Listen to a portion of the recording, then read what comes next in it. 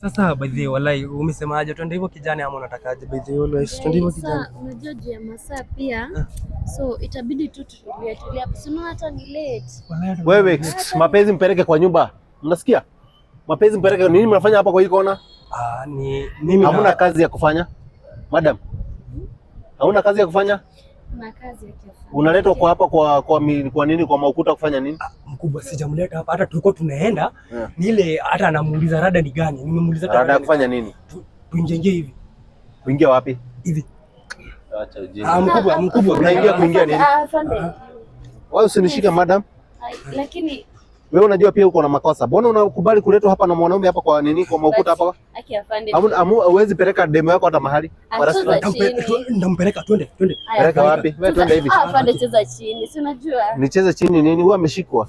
Unacheza chini nini? Cheza ka bebe. Please. Madam ameshikwa. Please, I know lakini. No. Wewe ameshikwa. Huyu kwanza ni suspect.